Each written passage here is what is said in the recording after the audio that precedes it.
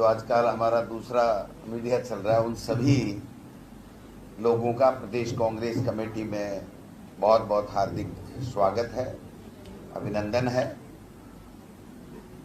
आज अखिल भारतीय कांग्रेस कमेटी की तरफ से प्रेस वार्ता करने के लिए, आप सबसे मुखातिब होने के लिए कन्हैया कुमार जी, जो हमारे एआईसीसी में हमारे एनएसयूआई के पूरे देश के कांग्रेस पार्टी के प्रभारी भी हैं, और इनके बारे में ज़्यादा बताने की आवश्यकता नहीं है। शायद आप सब लोग बहुत अच्छी तरह से जानते हो कि किस प्रखरता के साथ में, किस बेबाकी के साथ में आरएसएस और भारतीय जनता पार्टी को किस प्रकार से जवाब देते हैं।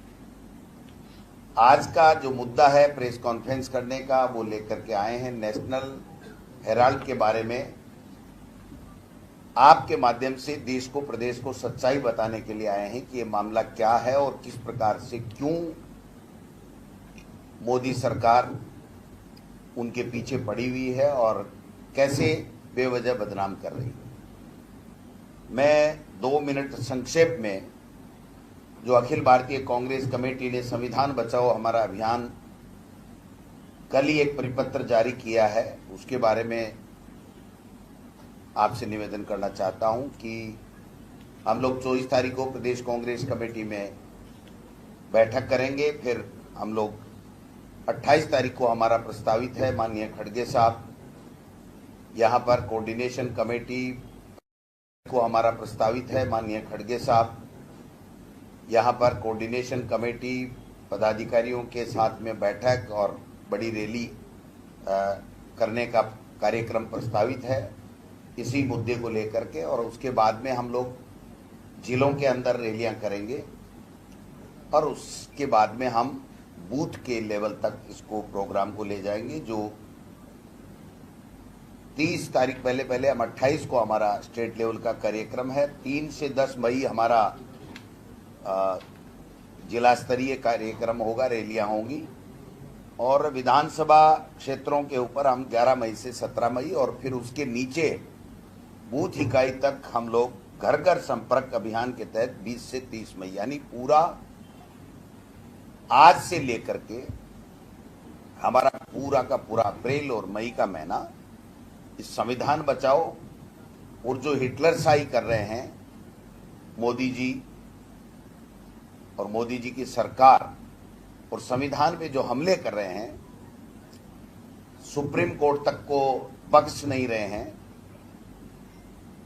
और बेवजह अपनी एजेंसियों का दुरुपयोग करके विपक्षी पार्टियों को, यूं ही कोई न कोई चुनाव आता है तो उस चुनाव से उनका ध्यान भटकाने के लिए, उनके रिसोर्सेज खत्म करने के लिए और डराने के लिए, धमकाने के लिए वो अपनी सरकारों का दुरुपयोग करते हैं और संवैधानिक संस्थाओं का दुरुपयोग करते हैं।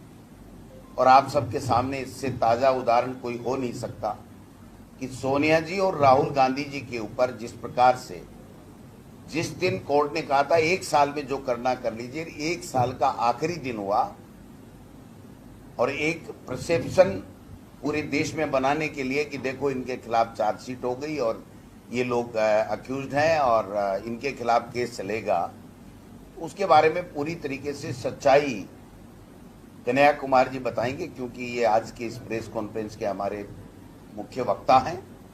और मैं समझता हूं कि इसी बिंदु के ऊपर जो मैंने 1-1.25 महीने का जो कार्यक्रम दिया, उसके बारे में कोई बात होगी तो मैं कहूँगा। और नेशनल हेराल्ड या जो भी मामला है, ईडी ने जो ताज़ा हमला किया है और गलत जो चार्जशीट दी है, उसके ऊपर कोई बात आएगी तो कन्हैया कुमार जी कहेंगे। आप सब लोगों से मेरा आग्रह रहेगा कि हमारी प्रेस कॉन्फ्रेंस को इन्हीं मुद्दों तक आप रखेंगे, ये मैं आशा और अपेक्षा और सहयोग आपसे चाहता हूं।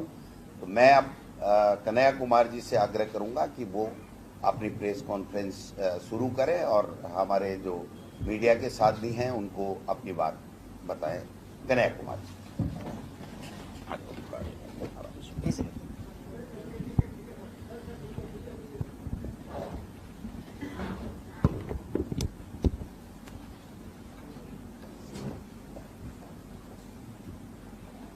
सबसे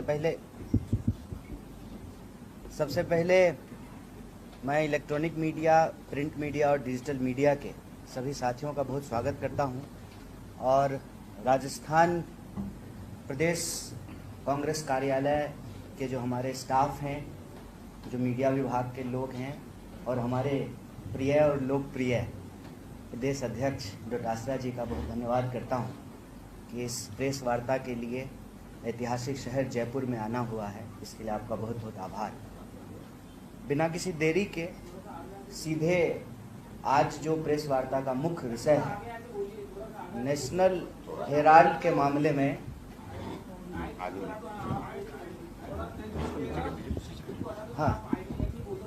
मुझे लगता है ऐसे ही बोल देता हूँ, इसकी भी जरूरत नहीं है, ये अनावश्यक इको करेगा।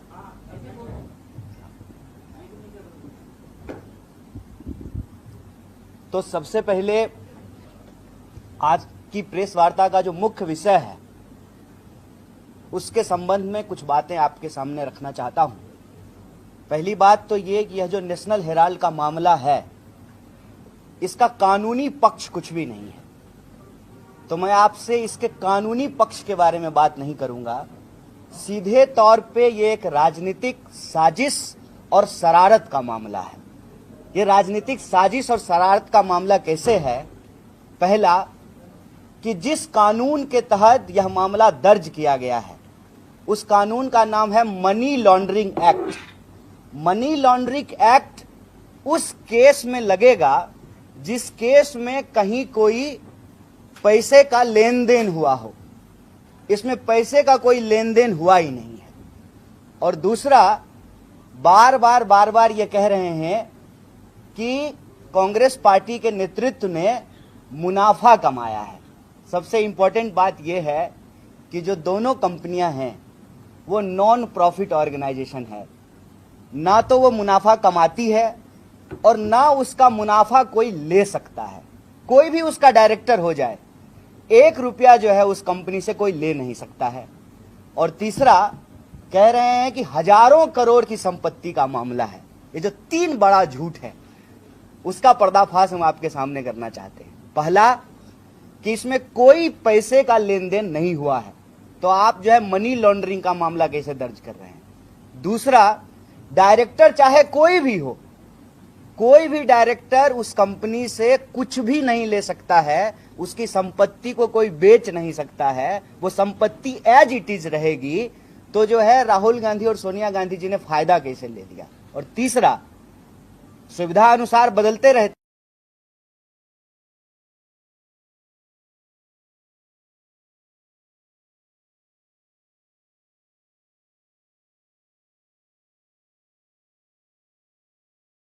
जितनी संपत्ति है, एक लखनऊ के ऑफिस को छोड़ करके सारी संपत्ति लीज पर है। मतलब वो नेशनल हेराल्ड की भी संपत्ति नहीं है।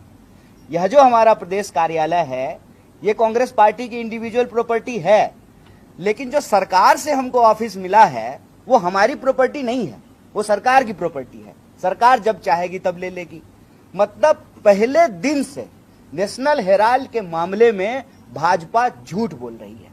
सवाल यह है कि इनके हजारों झूठ की तरह यह नया झूठ क्यों परोसा गया है। नया झूठ इसलिए परोसा गया है कि प्रधानमंत्री जब आए थे तो उन्होंने एक बात कही, कांग्रेस मुक्त भारत। उनको एक बात समझ में आ गई, तीसरी बार प्रधानमंत्री बने हैं, कि कांग्रेस मुक्त भारत नहीं हो सकता है। खास करके उस परिवार के रहने के चलते जिस परिवार से 2 प्रधानमंत्री ने अपनी शहादत दी हो देश के लिए बलिदान देने वाले परिवार को बदनाम करने पे इसलिए उतारू हैं कि इनको मालूम है कि इनके खिलाफ कोई भी आरोप चिपकता नहीं है। आपने देखा किस तरीके से जो है राहुल जी की नागरिकता पे सवाल उठाया गया, फिर कोर्ट ने फटकार लगाई, वकील को जो है जुर्माना भरने को कहा और जेल किया वकील को। सदस्यता समाप्त कर दी गई, फिर सदस्यता बहाल की गई, घर वापस ले लिया गया, फिर घर दिया गया। और जनता को देखिए, सांसद थे तो आपने सदस्यता छीन ली और घर ले लिया, जनता ने लीडर ऑफ अपोजिशन बना दिया और जो है सांसदों की संख्या जो है वो डबल कर दी। तो भाजपा कहीं ना कहीं यह बात समझ गई है कि जब तक यह परिवार है जब तक कांग्रेस पार्टी है तब तक संविधान को चकनाचूर करने का इनका सपना पूरा नहीं हो सकता है। देश की जो बहुसंख्यक आबादी है, चाहे वो दलित हो, आदिवासी हो, पिछड़े हो, अति पिछड़े हो, गरीब लोग हो, अल्पसंख्यक हो, उनके हितों पर हमला नहीं हो सकता है। प्रधानमंत्री जी को यह बात पूरी तरह से समझ में आ गई है कि वो और उनकी मित्र मंडली जो इस देश की संपत्ति को दोनों हाथ से लूट सकते रहे हैं, उसको अगर कोई रोक सकता है तो कांग्रेस पार्टी रोक सकती है। मेरा एक सीधा सवाल है और जनता में यह सवाल है कि अगर किसी के ऊपर कोई ईडी का मामला होता है, वो व्यक्ति अगर भाजपा में चला जाए तो वो सारे मामले समाप्त हो जाते हैं। और ऐसे एक नहीं, इस देश में कम से कम सैकड़ों उदाहरण दिए जा सकते हैं, क्योंकि ईडी का जो कन्विक्शन रेट है वो 1% भी नहीं है। मतलब 100 लोगों पे कार्रवाई करते हैं, एक लोग को भी जो है ये सजा नहीं दिलवा पाते हैं। तो वो सारे लोग जिस पे ईडी कार्रवाई करती है उनका होता क्या है? होता यह है कि ईडी दरअसल भाजपा का एक्सटॉर्शन डिपार्टमेंट है। ये एक्सटॉर्शन डिपार्टमेंट जो है भाजपा आरएसएस के लिए इलेक्शन के साथ भी और इलेक्शन के बाद भी, प्रधानमंत्री जो कहते हैं कि हम 18-18 घंटे काम करते हैं, यही एक्सटॉर्शन डिपार्टमेंट 18-18 घंटे काम करता है। जो सवाल आज कांग्रेस पार्टी के लिए उठाए जा रहे हैं, वही सवाल आरएसएस और बीजेपी के लिए क्यों नहीं पूछे जा रहे हैं कि आप हर शहर में जो दफ्तर बनाए हैं, कहां से बनाए हैं? आरएसएस तो रजिस्टर्ड ऑर्गेनाइजेशन भी नहीं है।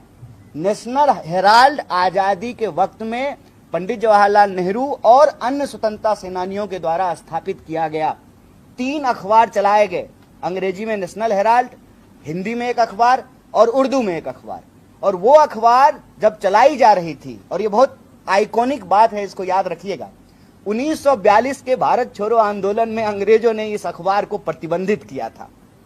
जब अंग्रेज से नहीं डरे, आजादी के आंदोलन के दौरान, आजादी के पहले, जब आजादी को प्राप्त करने के लिए, आजादी को लाने के लिए संघर्ष हो रहा था, तो आज जो है अंग्रेजों के जासूसों से डरेंगे?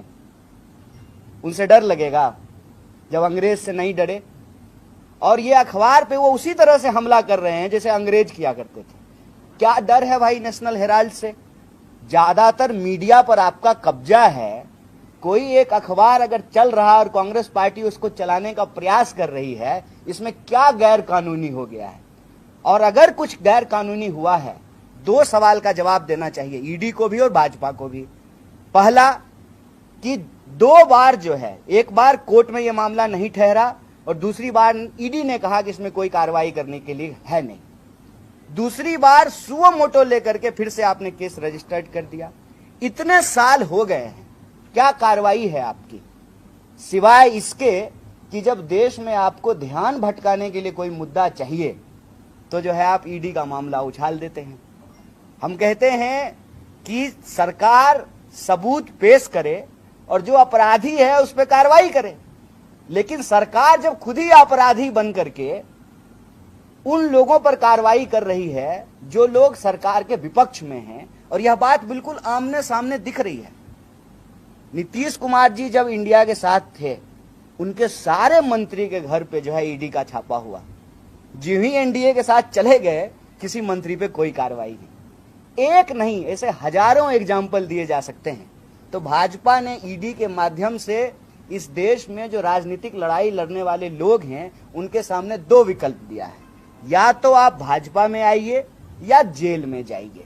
लेकिन बीजेपी यही एक गलती करती है। गलती ये करती है कि सब धन 22 पसेरी होता नहीं है। सारे लोग जो है वो ईडी से डर नहीं जाते हैं। सारे लोगों को इनकम टैक्स और सीबीआई से डर नहीं लगता है। सारे लोगों को जेल जाने से डर नहीं लगता है। खास करके कांग्रेस पार्टी पिछले कुछ सालों में जिस तरीके से इस देश के आम लोगों के मुद्दों को उठा रही है, यह लड़ाई बिल्कुल आमने सामने की हो गई। उस वक्त हम देश की आजादी के लिए संघर्ष कर रहे थे, संविधान बनाया, संविधान का राज स्थापित हुआ। आज संविधान बचाने के लिए संघर्ष कर रहे हैं, और उन्हीं संवैधानिक संस्थाओं का दुरुपयोग करके, जिनके ऊपर इनका कोई भरोसा नहीं है, ये देश की आजादी नहीं मानते हैं कि 47 में हुआ, ये देश के संविधान को सही नहीं मानते हैं, झंडा को कहते हैं कि अशुभ है।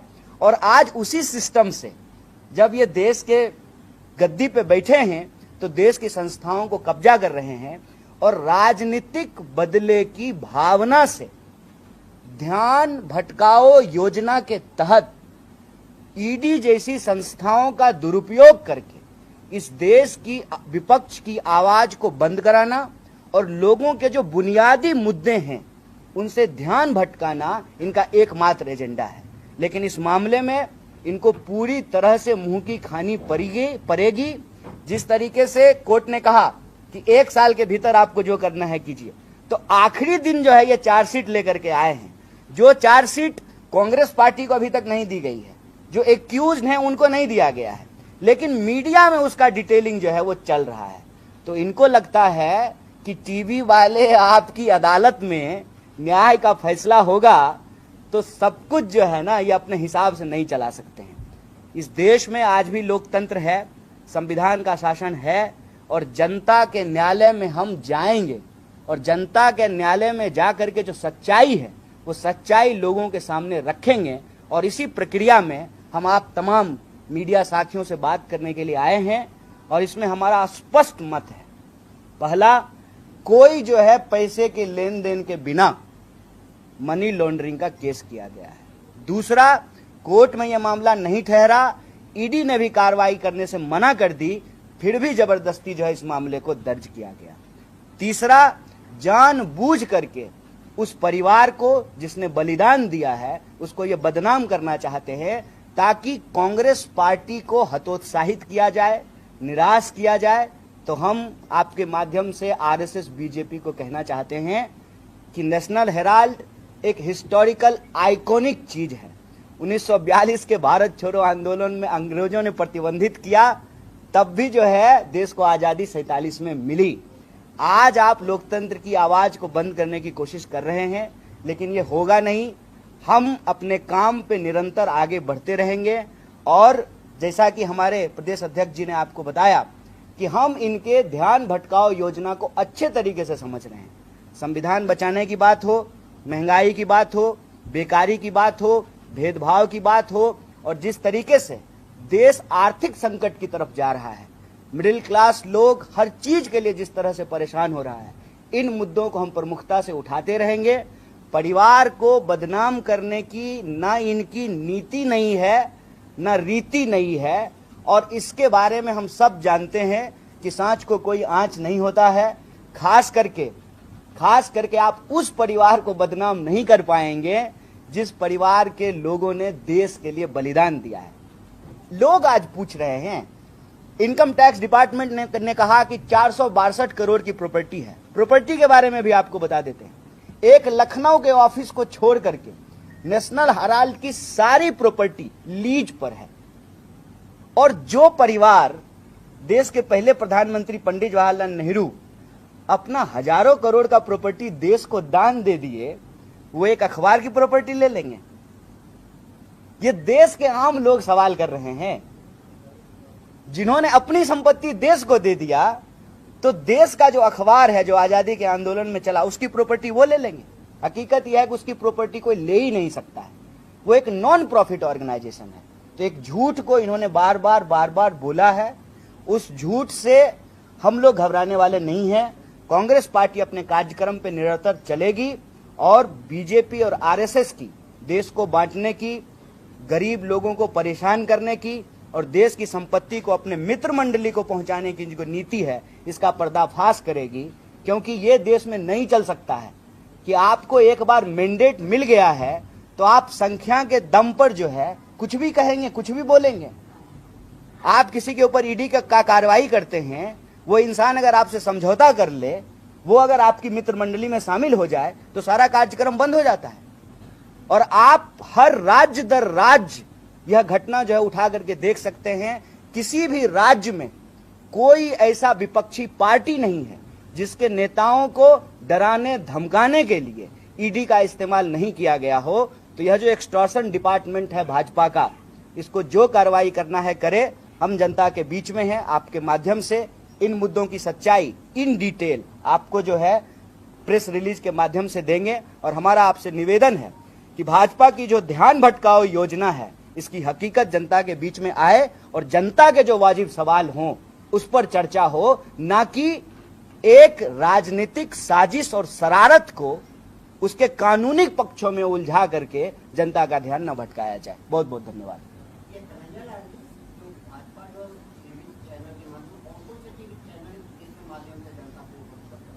नहीं, आप कोई भी टीवी चैनल शाम को खोल के देखिए ना, पिछले कई दिन से जो है नेशनल हेराल्ड का मुद्दा चल रहा है।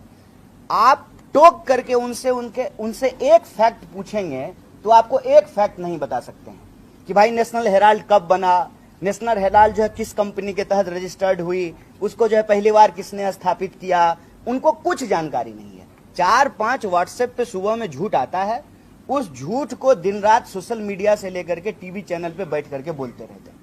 5,000 करोड़ की प्रॉपर्टी है, सोनिया गांधी जी और राहुल जी ने अपने नाम कर लिया, एक नॉन प्रॉफिट ऑर्गेनाइजेशन के। आप आज डायरेक्टर हैं, कल को कोई और डायरेक्टर होगा, उस संपत्ति को ना आप ले सकते हैं ना किसी को दे सकते हैं, तो कैसे अपने नाम कर लिया। दूसरा कि हजारों करोड़ की प्रॉपर्टी है, कहां हजारों करोड़ की प्रॉपर्टी है। इनकम टैक्स डिपार्टमेंट असेसमेंट में कह रहा है कि टोटल 462 करोड़ की संपत्ति है, हर टीवी चैनल में जाकर के बोल रहे हैं कि हजारों करोड़ की संपत्ति है, और सारी प्रॉपर्टी लीज्ड है, कांग्रेस पार्टी की पर्सनल नहीं है। तीसरा, कहां पे जो है मनी लॉन्ड्रिंग हुआ है, ट्रांजैक्शन कहां पे हुआ है, कौन सा पैसा किसको दिया गया है। इक्विटी को शेयर में चेंज करना नॉर्मल प्रोसेस है। उसके बाद अब एक नया आरोप लगाना शुरू किए हैं कि कांग्रेस पार्टी की जब सरकार थी तो नेशनल हेराल्ड को विज्ञापन दिया जाता था, तो आप भी तो दे रहे हैं विज्ञापन पांचजन्य को और ऑर्गेनाइजर को। जितनी आरएसएस से जुड़ी हुई संस्थाएं हैं, अखबार हैं, क्या उनको विज्ञापन नहीं दिया जा रहा है? और अपनी जुड़ी हुई तो छोड़ दीजिए, आप तो बाकी स्वतंत्र चैनलों को भी विज्ञापन के माध्यम से ही कंट्रोल करते हैं। मीडिया को आप कंट्रोल कैसे कर रहे हैं? वो स्विच आप चला कैसे रहे हैं? विज्ञापन के माध्यम से चला रहे हैं। तो एक आजादी के आंदोलन में शामिल अखबार जिसका इतना बड़ा विरासत हो, उसको सरकार की तरफ से जो है विज्ञापन दिया जाए तो कौन सा गैर कानूनी काम कर दिया गया? कुल मामला ये है कि इनको उस परिवार को बदनाम करना है, इनको ये दिखाना है कि इस परिवार ने कुछ नहीं किया। असल बात ये है कि वही कर रहे हैं जो अंग्रेजों ने किया, देश के लिए कुछ किया नहीं। देश को जब संघर्ष कर रहा था आजादी के लिए, उसमें शामिल नहीं हुए। इनके प्रवक्ता टीवी में जाकर के बोलते हैं कि 47 में देश को आजादी नहीं मिली। तो जो मानते ही नहीं है कि 47 में देश को आजादी मिली, वो कैसे मानेंगे कि किसी अखबार का देश को आजाद कराने में कोई योगदान होगा? तो वही काम करते हैं जो अंग्रेज किया करते थे। तो हर टीवी चैनल में एक झूठ सिलसिलेवार तरीके से बोला जा रहा है, उसकी सच्चाई हम आपको प्रेस विज्ञप्ति के माध्यम से भी देंगे। और हमारा इस संबंध में एक ही बात कहना है कि अपराधी अगर कोई है तो आप कार्रवाई कर सकते हैं, लेकिन ये राजनीतिक अपराध है कि आप इस देश के विपक्ष का मुंह बंद कराने के लिए देश की संस्थाओं का दुरुपयोग कर रहे हैं। और उसका सीधा एग्जाम्पल ये है कि आप ईडी आपके ऊपर आई, आप जो है भाजपा दफ्तर में जाइए, उनके नेता से समझौता कीजिए, ईडी जो है ना गूगल मैप पे जो है आपके घर का रास्ता दिखाना बंद कर देता है ईडी को। ये सबको दिख रहा है साफ साफ। इसका मतलब आप देश की लोकतांत्रिक संस्थाओं का कब्जा करके लोकतंत्र की ही गला दबा रहे हैं।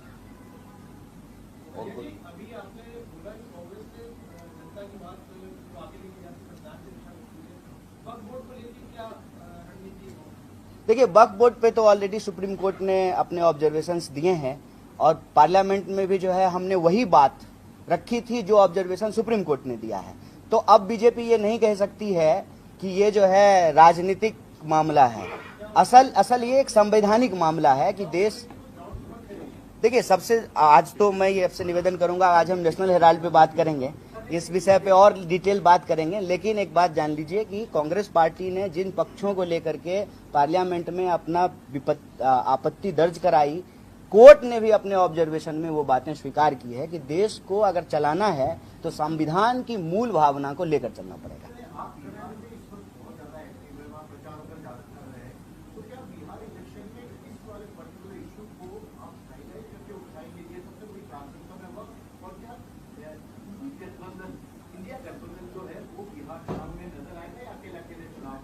नहीं, सबसे पहली बात तो ये जान लीजिए, इस नेशनल हेराल्ड के विषय में आपको एक बात कह दें, ये हमारे लिए सबसे जरूरी मुद्दा नहीं है। हमारे लिए सबसे जरूरी मुद्दा है देश के संविधान को बचाना, देश की संवैधानिक संस्थाओं को बचाना, महंगाई के खिलाफ अपनी मुहिम को तेज करना, बेरोजगारों को रोजगार दिलाना, सामाजिक, आर्थिक और राजनीतिक न्याय के लिए संघर्ष करना कांग्रेस पार्टी का काम है। ये हमारा प्राइमरी काम है। नेशनल हेराल्ड का जहां तक विषय है, चूंकि ये झूठ बार बार, जैसे सैकड़ों झूठ वो बोलते हैं, हमने आपको कहा, कभी नागरिकता पे सवाल उठाते हैं, कब नेहरू जी पे जो है सुबह सुबह ही जो है आपको व्हाट्सएप पे जो है कई झूठ आ जाएंगे। स्थिति ये है कि चांद पे थूकने से जो है चांद पे तो दाग लगेगा नहीं। आज स्थिति ये है कि नेहरू जी पे भाजपा के नेता जो है पब्लिक स्टेटमेंट आकर के दे रहे हैं कि नहीं, नेहरू जी का बड़ा एक योगदान है। तो झूठ बार बार बोलना ये आरएसएस बीजेपी की प्रवृत्ति है। उसकी प्रवृत्ति के खिलाफ जो है, जो बेसिक सच्चाई है, हम रखने के लिए आए हैं। लेकिन हमारा मुख्य मुद्दा जो है वो नेशनल हेराल्ड नहीं है। हमारा मुख्य मुद्दा इस देश के संविधान की रक्षा है। दूसरा, इसी से जुड़ा हुआ प्रश्न जो आपने कहा, देखिए, संविधान को हम बचाना चाहते हैं कि संविधान का राज रहे और सारे नागरिक जो है अपने बराबरी के अधिकार के साथ जो उनका बुनियादी सवाल है, रोजी रोटी, कपड़ा, मकान, शिक्षा, स्वास्थ्य, सड़क, बिजली, पानी, ये राजनीति के केंद्र में रहे। इस मुद्दे के साथ जो भी पार्टियां हमारे साथ जुड़ी हैं, जो गठबंधन बना है, हमारी हर कोशिश रहती है कि वो गठबंधन बना रहे। और मुझे पूरी उम्मीद है कि राज्य दर राज्य यह जो हमारी कोशिश है, यह जो हमारा मुहिम है, वो चलता रहेगा। कन्हैया जी, ईडी की कार्रवाई के बाद में कांग्रेस की तरफ से बयान आए थे कि अगर सरकार आती है तो कार्रवाई की जाएगी, तो कार्रवाई किस पे की जाएगी, और अगर कार्रवाई होती है तो फिर संविधान के ऊपर हाथ नहीं आएगी? नहीं, हमने ये नहीं कहा कि जो है हम जो लोग सही हैं उन पे कार्रवाई की जाएगी। ये हम कभी नहीं हम मतलब उस बयान को हम देखे भी नहीं है। आप कह रहे हैं तो फेस वैल्यू पे हम मान लेते हैं, लेकिन कांग्रेस कभी भी अपने बुनियादी विचार से समझौता नहीं करेगी। और कांग्रेस अपने बुनियादी विचार से जो समझौता नहीं करती है, उसका एक मूल तत्व है कि हम गैर लोकतांत्रिक नहीं होंगे। जो संस्थाएं आज काम कर रही हैं, अगर वो अपने दायरे में कानून के हिसाब से काम कर रही हैं, बहुत अच्छी बात है। लेकिन कोई जबरदस्ती इलेक्शन डिपार्टमेंट और एक्सटॉर्शन डिपार्टमेंट बन करके किसी विशेष पार्टी को फायदा पहुंचाने के लिए अपने दायित्वों का निर्वहन नहीं कर रहे हैं, तो भाई उस पर आप ही बताइए कि कार्रवाई होनी चाहिए कि नहीं होनी चाहिए। जो जिम्मेदारी से अपना काम नहीं करे, जो कानून को धता बताए, कानून के पद पर बैठ करके, आप बताइए उस पर कार्रवाई होनी चाहिए कि नहीं होनी चाहिए। एक मिनट आपका जान भटकाव योजना है, तो अभी तो तात्कालिक जो है वो दो इशू है, या तो ट्रम्प का टैरिफ है या वक्त का मामला है। तो क्या इन दो मुद्दों पर जान भटकाने के लिए ये हुआ है? 100 मुद्दा है सर। सबसे बड़ा मुद्दा आपको हम बताएं, हमारी पार्टी में अगर 10 दिन लेट हो जाए लीडर ऑफ अपोजिशन चुनने के में, तो जो है बीजेपी धरती जो है ना सर पे उठा लेती है। कितने साल हो गए हैं ये अध्यक्ष नहीं चुन पा रहे हैं। रोज कुश्ती हो रही है, किसका अध्यक्ष बनेगा, आरएसएस का अध्यक्ष बनेगा कि जो अमित शाह का अध्यक्ष बनेगा। मैं आपको ऐसे करके कम से कम 100 इशू गिना सकता हूं। आप कभी सोचे थे कि जैन समाज जो है वो प्रदर्शन करेगी भाजपा के खिलाफ? एक भी विजुअल दिखा है आपको मीडिया में? एक भी? सड़कों पे चलने के लिए जगह नहीं था। आपको जो है कभी भी बताया जा रहा है कि कर्जा कितना हो गया है? 3 गुना कर्ज हो गया है भारत का। कर्ज पे चल रही है सरकार, और कितना कर्जा इन्होंने जो है माफ कर दिया है। तो ये जानबूझ करके जो बुनियादी सवाल है वो, और चाहे टैरिफ का मामला हो, हर जो एक्टिविटी होती है इस सरकार की, इसका एक ही उद्देश्य होता है कि कोई ऐसा मुद्दा उछालो जिससे लोगों के जो है ना बुनियादी सवाल गायब हो जाए। आपके यहां भी सरकार है, आप यहां भी इस बात को बहुत अच्छे तरीके से नोट कर सकते हैं। 2 समुदाय को लड़वाने लगेंगे स्वाभिमान के नाम पर, 2 जाति को लड़वाने लगेंगे, 2 धर्म को लड़वाने लगेंगे इतिहास में ले जाकर के। अब आप बताइए कि सचमुच अगर कार्रवाई करना है तो औरंगजेब पे कार्रवाई करना है या उस पे कार्रवाई करना है जो आज हमारी जेब काट रहा है? किस पे कार्रवाई होना चाहिए? और सचमुच अगर करना चाहते हैं तो उनके तो कई वंशज हैं इनके पार्टी में, बताइए ना। कहना क्या चाहते हैं, करना क्या चाहते हैं? मुख्य सवाल यह है कि इस देश में ये किसी भी विपक्ष की आवाज को बचने नहीं देना चाहते। और एक बार लोकतंत्र में विपक्ष नहीं बचेगा तो लोकतंत्र भी नहीं बचेगा। कौन ये सवाल पूछेगा? आप याद कीजिए, नया पार्लियामेंट जब बन रहा था कहीं संविधान का जिक्र नहीं था। ज्यों ही इनके 400 पार के गुब्बारे का हवा निकाली जनता, त्यों ही जो है संविधान लेकर के आए थे इस बार शपथ लेने के बाद। तो लोकतंत्र में विपक्ष का मजबूत होना लोगों के लिए बेहतर है, और विपक्ष जो है कोई भी अपना काम ठीक से ना कर पाए, इसीलिए जो है इस तरह की जो है ये राजनीतिक भावनाओं से कार्रवाई करते हैं। अभी अहमदाबाद में हमारा शानदार सेशन हुआ, और गुजरात में अहमदाबाद में साबरमती के किनारे कांग्रेस पार्टी का सेशन हो, ये तो बर्दाश्त नहीं कर सकते। और फिर उस सेशन में जो बातें हुई कि हमारी लड़ाई किससे है, हमारी लड़ाई जो है वो सिर्फ एक पॉलिटिकल पार्टी से नहीं है, हमारी लड़ाई उस नेक्सस से है जो इस देश के भीतर बनता जा रहा है। प्रधानमंत्री जी, उनका मित्र मंडली, और उस मित्र मंडली में कौन है? उस मित्र मंडली में वो लोग हैं जो पोर्ट नहीं बनाए, जो एयरपोर्ट नहीं बनाए, सीमेंट नहीं बनाते हैं, सेब नहीं उगाते हैं, बिजली नहीं पैदा करते हैं, सब कुछ का मालिकाना हक उनके पास चला गया। और ये जाता कैसे है? जिसके पास है पहले उसके घर पे जांच एजेंसियां जाती हैं, उसको इनकम टैक्स, सीबीआई, ईडी से पहले डराते हैं, तो उसके पास दो ही ऑप्शन